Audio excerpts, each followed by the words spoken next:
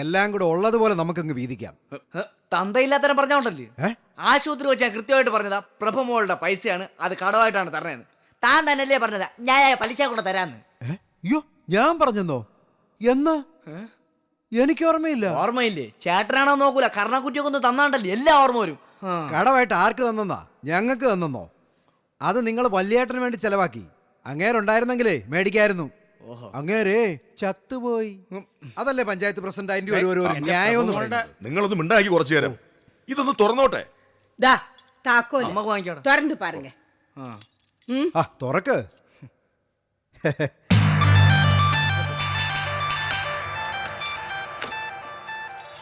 മാറടി.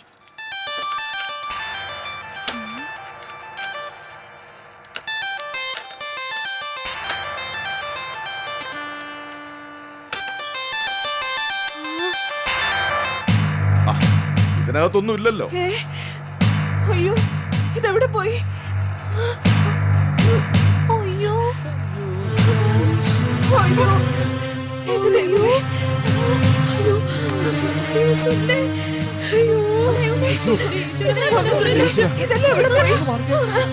മോനെ സുല്ലേ, അയ്യോ ഒന്നുമില്ലോടാ. ഇപ്പൊ എല്ലാവർക്കും ബോധ്യമായല്ലോ. എന്താ വല്യമ്മാവനെ ഹോസ്പിറ്റലിൽ കൊണ്ടുപോയ ദിവസം തന്നെ എല്ലാം അടിച്ചു മാറ്റി. ഇവര് രണ്ടുപേരും സത്യം പറയടി, നീ നിന്റെ ഭർത്താവും കൂടി അടിച്ചു മാറ്റിയ സ്വർണവും പണവും ഒക്കെ എവിടെ? അറിയണം. സത്യം പറയടി, എവിടെ അടി ഒളിപ്പിച്ചു? നിന്റെ അമ്മയുടെ നെഞ്ചത്ത്.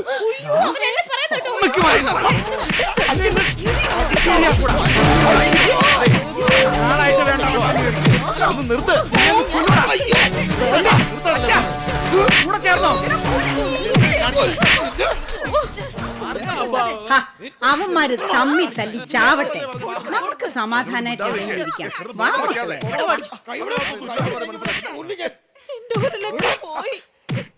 ഇങ്ങോട്ട് നീക്കിടി. എന്നിട്ട് നീ കരഞ്ഞോ? ഇവിടെ വന്നിട്ട് എടി, സത്യം വിട്ട് ജീവിക്കുന്നവർക്കെല്ലാം അവസാനം കരയേണ്ടി വരും. ഇത് മഹാത്മാഗാന്ധി എത്രയോ തവണ പറഞ്ഞിരിക്കുന്നു. അതൊക്കെ പോട്ടെ. അതിനു മുമ്പ് ക്രിസ്തുവും കൃഷ്ണനും ബുദ്ധനും ഒക്കെ എത്രയോ തവണ പറഞ്ഞിരിക്കുന്നു. എന്തിനാ ഈ ഞാൻ പോലും എന്നെല്ലാവരും പറയണില്ലേ? കണ്ടോ ഞാൻ പറഞ്ഞ എത്ര ശരിയാണെന്ന്? ഇപ്പൊ കണ്ടോ? നീ കരഞ്ഞോ? പക്ഷെ കരഞ്ഞത് കൊണ്ട് പോയ സത്യം തിരിച്ചു വരുമോ?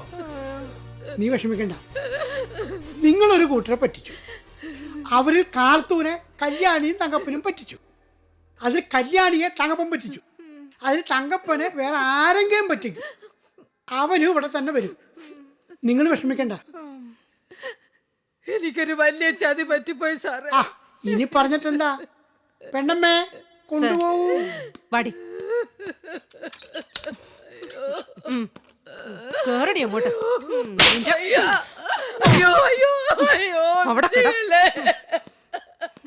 ഒരു കാലത്ത് ആണുങ്ങൾ മാത്രമായിരുന്നു ക്രിമിനൽസ്. ഇപ്പൊ വന്ന് പെണ്ണുങ്ങൾ ആണുങ്ങളെ തോൽപ്പിക്കുന്ന മട്ടായി. ഞാൻ പറഞ്ഞ സത്യമല്ലേ? നോക്ക്, ലോക്കപ്പിൽ കിടക്കുന്ന രണ്ടും പെണ്ണുങ്ങളാ. എന്നാലും എൻ്റെ ബാപ്പുജി അങ്ങ് കണ്ട ഒരു സ്വപ്നം പോലും ബലിക്കാതെ പോയല്ലോ. പാവം. ഞാൻ അന്നേ പറഞ്ഞതാ അവര് കട്ടെടുക്കൂന്ന്. നമ്മൾ അന്ന് വരുന്നതിന് മുമ്പ് തന്നെ സുനിലും കോമളും കൂടി എല്ലാം കടത്തി. ഈശ്വരാ, രൂപ 10-15 ലക്ഷം കാണും. അല്ലേലും അന്ന് മുതൽ അവർക്കൊരു ചമ്മലും നാണക്കേടും ഉണ്ട്. നമ്മളെ കാണുമ്പോ ഒരുതരം ചൊറിയല്. പിന്നെ അമ്മാവന്റെ താക്കോലിനെ പറ്റി ഒരു വല്ലാത്ത കരുതല്. അതെന്താ പ്രസാദേ? ഞങ്ങളെ കണ്ട കിണ്ണം കട്ടിട്ടുണ്ടോന്ന് ചോദിക്കുന്ന പോലെയല്ലേ അത്? അന്ന് നമ്മൾ നോക്കുമ്പോ താക്കോൽ ഇവിടെ ഇല്ല. അമ്മാവൻ ഇവിടെ നിന്ന് പുറത്തിറങ്ങുമ്പോഴാ സ്ട്രോക്ക് വന്നതെന്നും പറയുന്നു. അപ്പൊ പുറത്ത് വരുന്നതിനിടയ്ക്ക് ഫ്ലവർ വാസിൽ താക്കോലിടുവോ? സാധ്യതയൊന്നും കാണുന്നില്ല. അതിലും സാധ്യത സുനിലും കോമളവും കൂടി വന്ന് അതെടുത്ത് തുറന്ന് പൈസ അടിച്ചു മാറ്റി തിരിച്ച് താക്കോല് ഫ്ലവർ വാസിലിട്ടതായിരിക്കും. അതെ, ആ ബഹളം വെച്ച് രക്ഷപ്പെടാന്നാ സുനിലിന്റെ വിചാരം. ദേ, അത് പാടില്ല. രണ്ടിലൊന്നും അറിയണം. ഏതായാലും മോഷണം നടന്നില്ലേ, എടുത്തതിന്റെ നേർ പകുതി നമുക്ക് തരണം. വീണ്ടും അടിപിടിയാവും. അങ്ങനെ പേടിച്ചു നിന്നാ അത് തന്നെ ലാക്കെന്ന് കണ്ട് അവര് പലതും തട്ടിയെടുക്കും. അങ്ങനെയാണല്ലേ? നവാ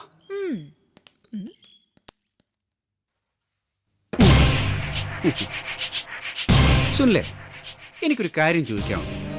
ഞാൻ വഴക്കിനല്ല വന്നത്. നമുക്ക് ന്യായമായ രീതിയിൽ കാര്യങ്ങൾ സെറ്റിൽ ചെയ്യണ്ടേ? അതിന് ഞാനും പ്രസാദും ചേർന്ന് പങ്ക് കച്ചവടമൊന്നും ചെയ്യുന്നില്ലല്ലോ.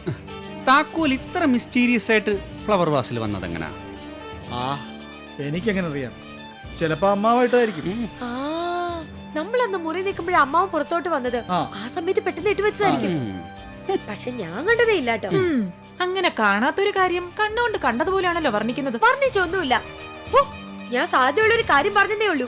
സാധ്യത അങ്ങനെ പലതിനും ഉണ്ട്. അതെന്താ പ്രസാദെ കുത്തും കോളും വെച്ചൊരു വർത്താനം? പിന്നെയും പോരിന് വന്നിരിക്കാണോ? കോമളം, ഞാനൊരു കാര്യം പറയാം. എനിക്ക് സഹിക്കുന്നതിനൊരു പരിധിയുണ്ട്. നിന്റെ കുഞ്ഞമ്മയുടെ മോനാണെങ്കിൽ നീ പറഞ്ഞ് അടക്കി നിർത്തിക്കണം. എനിക്ക് ഉമാരെ ചുമക്കേണ്ട കാര്യമൊന്നുമില്ല. കൂടുതൽ എന്നോട് കളിക്കാൻ വന്ന അടിച്ച് പല്ലിക്കാൻ താഴെ. പല്ല് താഴെ ഇട്ടാലും സത്യം സത്യമല്ലാതെ മാറും. ഞങ്ങൾ റൂമിൽ വന്ന് നോക്കുമ്പോ കാശ് അവിടെ നിന്ന് മാറ്റിയിരുന്നു. അത് പറ കോമളം. കേട്ടോ, ഇപ്പൊ കള്ളൻ ആരാണെന്ന് തെളിഞ്ഞോ? പ്രസാദേ, സത്യം എത്ര ഇരുമ്പ് പാത്രം കൊണ്ട് അടച്ചാലും രക്ഷയില്ല. ഇരുമ്പല്ല, സ്വർണ്ണപാത്രം. ഇരുമ്പ് കൊണ്ട് അടച്ചാലും രക്ഷയില്ല, പിന്നല്ലേ സ്വർണം. പ്രസാദേ, നിങ്ങൾ ആ കാശ് അടിച്ചു മാറ്റിയെന്ന് എനിക്കറിയാം. കാരണം അന്ന് ഇവിടെ വെച്ച് നമ്മൾ തമ്മിൽ വലിയ വഴക്കുണ്ടായതാണല്ലോ. കാശ് എടുത്ത് ആശുപത്രിയിൽ അടയ്ക്കാനാണെന്ന് പറഞ്ഞ് നിങ്ങൾ രണ്ടുപേരുടെ ഇങ്ങോട്ട് വന്ന് സെർച്ച് നടത്തുമായിരുന്നു. അതിന് സാക്ഷികളും ഉണ്ട്. ഇപ്പൊ അലമാര തുറന്നപ്പോ പൈസ ഇല്ല. ആരെടുത്തു? ആരെടുത്തു പറ. ഞാൻ ഏതായാലും പോലീസിൽ ഒരു പരാതി കൊടുക്കും. ഉറപ്പായിട്ടും കൊടുക്കും. നീ ആദ്യം കുറെ കൊടുക്കും, അതിനു മുമ്പ് ഞാൻ കൊടുക്കും. പൊതു സ്വത്ത് അടിച്ചു മാറ്റിയന്. സുനിലെ, നീ കളി കാണാൻ കിടക്കുന്നേ ഉള്ളൂ. നീ പോടാ, നിന്ന് ഞാൻ അവന് നല്ല വച്ച് കൊടുക്കുന്നില്ല. ഒട്ടും മാറി നിൽക്കണ്ട. ഞാനൊന്ന് ശരിയാക്കി നോക്കി അങ്ങോട്ട് വാടാ. പ്രസാദ് കൊടുക്കുന്നത്. സുല്ലേ, എങ്ങോട്ടാ രാവിലെ? അല്ലടേ, ഒരു കാര്യം ഞാൻ പറഞ്ഞു. ദേ, ആ കാർ എത്ര ദിവസം അനക്കായിട്ടിരിക്കുന്നു. രൂപ എത്രയാ വില? പതിയെ അതൊന്ന് കൈകാര്യം ചെയ്തേക്കാം. അതെങ്കിലും നമ്മുടെ കയ്യിലിരിക്കട്ടെ. അവരറിയണ്ട. അതിനറിഞ്ഞാലെന്താ, അവർക്ക് വേറെ വണ്ടി ഉണ്ടല്ലോ.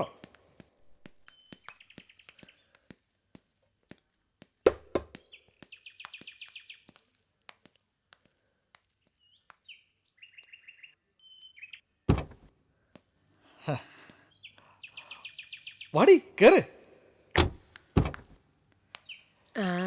ഈശ്വരാ,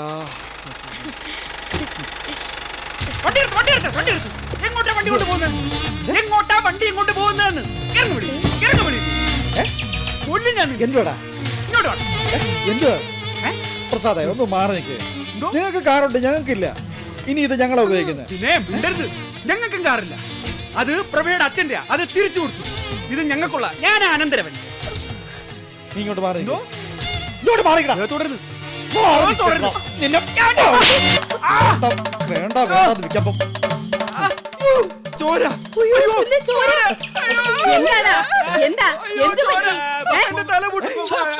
മനുഷ്യർക്കൊരു സ്വസ്ഥതയില്ല. അടിച്ച് തള്ളിയിട്ട് ഇവിടെ ഒന്ന് എന്റെ കയ്യിൽ നിന്ന് മേടിക്കും രണ്ടും. എന്താണ് ഇവിടെ? അതെന്താ വണ്ടിയാ? ഇപ്പൊ കിട്ടും. എനിക്കുള്ളതാ. നിന്നെ ഞാൻ കൊല്ലും. നിന്നെ ഞാൻ കൊല്ലും. എന്നടാ ഇത്? உங்களுக்கு பைத்தியமா பிடிச்சிருக்கு? ദേ, പോലീസിൽ കംപ്ലൈന്റ് ചെയ്താലേ രണ്ടും ഇപ്പൊ ലോക്കപ്പിൽ കിടക്കും. അറിയാമോ? എടാ പ്രസാദേ, പോയി അകത്ത് പോയി തലയിൽ മരുന്ന് വെച്ച് കെട്ട്. നിന്റെ പെണ്ണിനോട് പറ മരുന്ന് വെച്ച് കെട്ടിത്തരാൻ. പിന്നെ ഈശ്വരാ, ഇവിടുന്ന് ഒരു നാഴിക മുമ്പേ രക്ഷപ്പെടുന്നതാ എല്ലാവർക്കും നല്ലത്. ഇവിടെ വേടാ, ആ വണ്ടിയുടെ താക്കോലിഞ്ഞതാ. ഇതേ തൽക്കാലം എന്റെ കയ്യിരിക്കട്ടെ. മുരുക, ഇനി വാ. ഇതൊന്ന് സ്റ്റാർട്ടാക്കി മൊത്തത്തിലൊന്ന് വൃത്തിയായിട്ട് തുടച്ചിടണം. തുരുമ്പ് പിടിക്കണ്ട കേട്ടോ. ചെല്ല് ചെല്ല് ചെല്ല്. പോടാ, പോ. ഓരോന്ന് കാർ ഓടിക്കാൻ വന്നിരിക്കുന്നു. മരത്തിലിട്ട് അടിച്ച പോലെ കൈ. എന്തൊരു വേദന.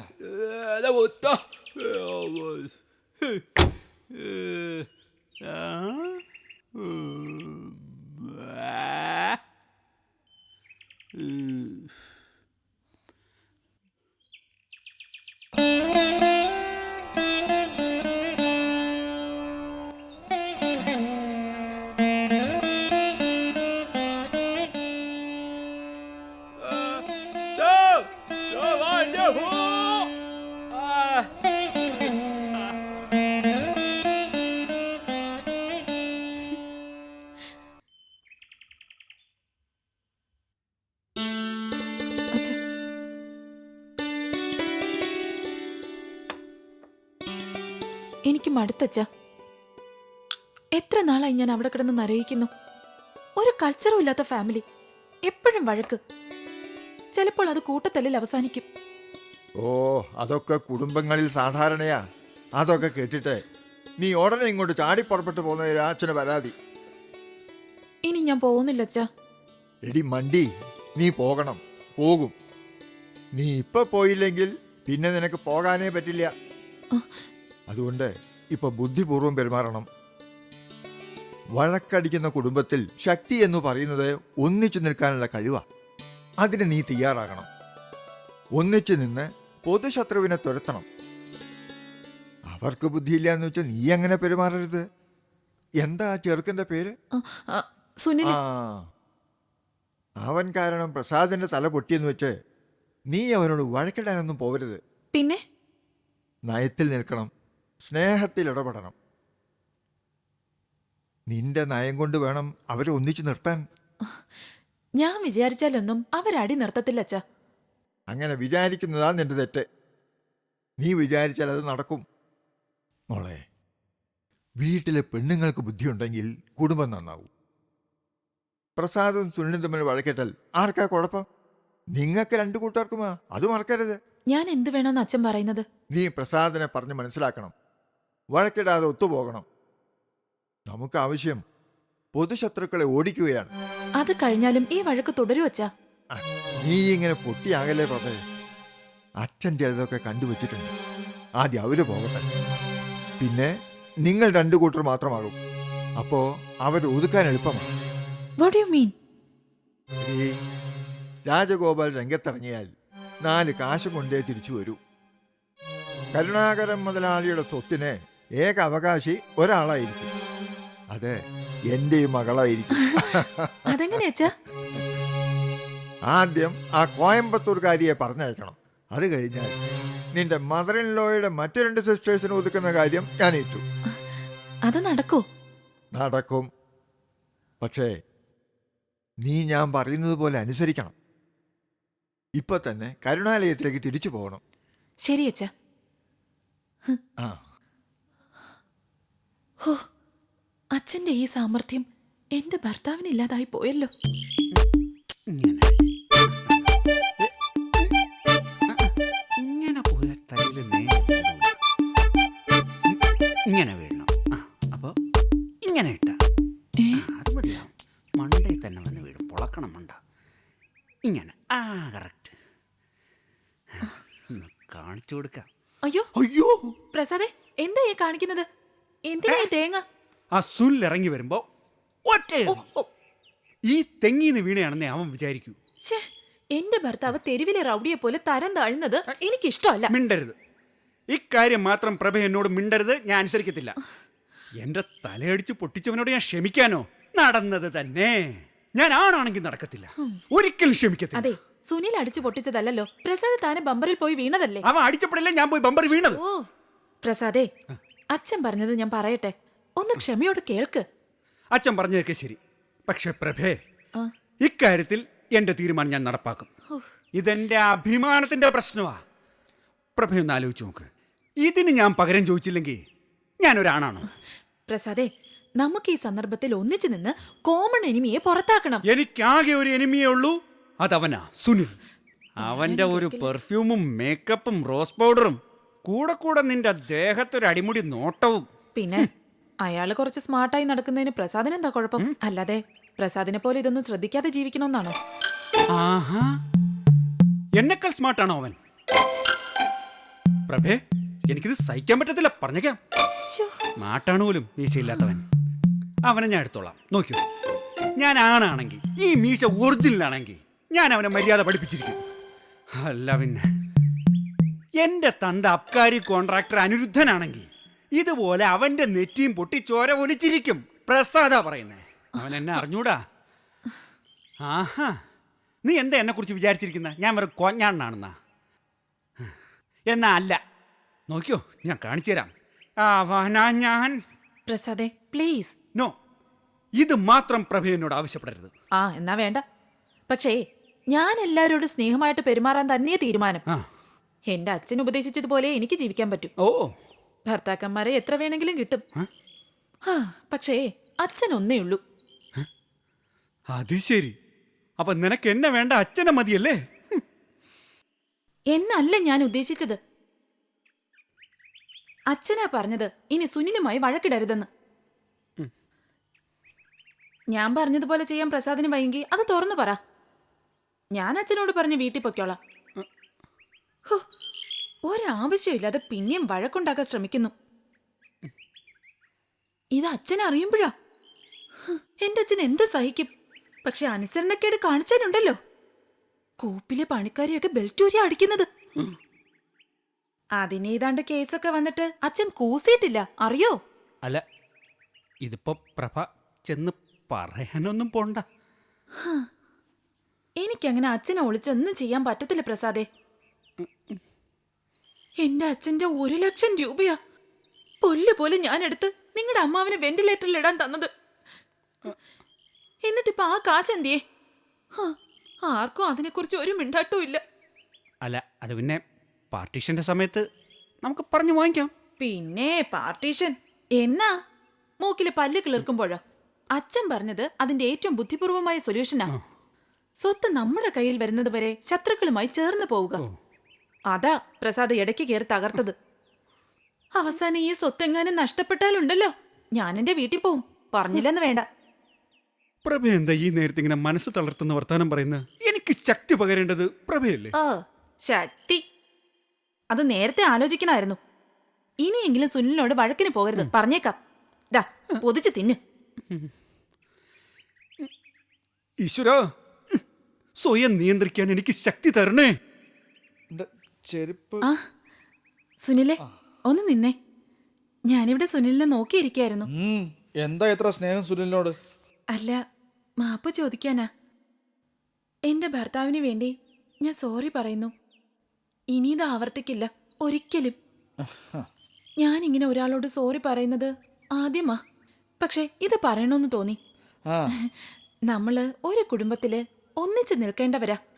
ആ നമ്മൾ തന്നെ ഇങ്ങനെ പരസ്പരം പോരാടിയ ഒരു നേട്ടവും ഉണ്ടാവില്ല.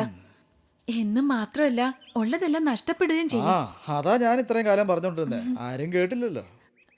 ഞാൻ കേട്ടു, കേൾക്കുന്നു. വിശ്വാസമില്ല എന്നെ? പ്രസാദിന് പണ്ടേ എടുത്തുചാട്ടവും വിവരക്കേടും കൂടുതലാ. കാര്യങ്ങളെപ്പറ്റി ഒരു ധാരണയില്ല. കല്യാണം കഴിഞ്ഞ ദിവസം മുതൽ ഞാനത് സഹിക്കുക. പലപ്പോഴും അത് ഒഴിവാക്കാനായിട്ടാ ഞാൻ ഇന്റർനെറ്റും ചാറ്റിങ്ങുമായി സമയം കളയുന്നത്. പ്രസാദ് ഒരു പഴഞ്ചൻ മട്ട. ഇപ്പോഴത്തെ ചെറുപ്പക്കാരുടെ യാതൊരു ലോകപരിചയവും ഇല്ല. അതെങ്ങനാ അമ്മയുടെ അച്ഛന്റെ കാര്യം അറിഞ്ഞൂടെ? അവരിങ്ങനെ ഒറ്റ മോനായിട്ട് ചിറകിന്റെ കീഴിൽ കൊണ്ടു നടന്ന് വഷളാക്കി കളഞ്ഞു. സാരമില്ല, പ്രഭ പറഞ്ഞോണ്ട് ഞാൻ അങ്ങ് സഹിച്ചു. എന്നാലും കാണുമ്പോ എന്നെ ഇൻസൾട്ട് ചെയ്യാൻ വരും. ഞാൻ എന്റെ കുറച്ച് കാശ് കൊണ്ടുപോയി ബിസിനസ്സിൽ ഇൻവെസ്റ്റ് ചെയ്തു. അത് ശരിയാ, ഒരു ബിസിനസ് ആവുമ്പോ കാശ് വരും പോവും. അതിനെന്തോ ഇത്ര പറയാതിരിക്കുന്നത്? ഷെയർ എന്ന് പറഞ്ഞാൽ ഒരു ഗോൾഡ് മൈനാ, അത് മനസ്സിലാക്കണം.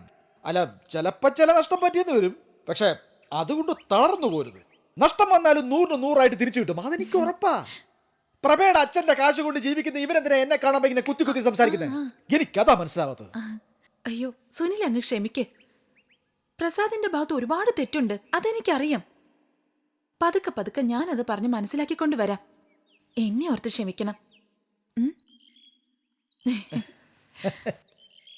ഇതുപോലൊരു സുന്ദരി പെണ്ണ് വന്നൊരു കാര്യം ആവശ്യപ്പെടുമ്പോ നോ എന്ന് പറയാൻ മുഷ്കരനല്ല ഞാൻ, തെമ്മാടിയല്ല ഞാൻ, തസ്കരനല്ല ഞാൻ, ചാരുശീലേ.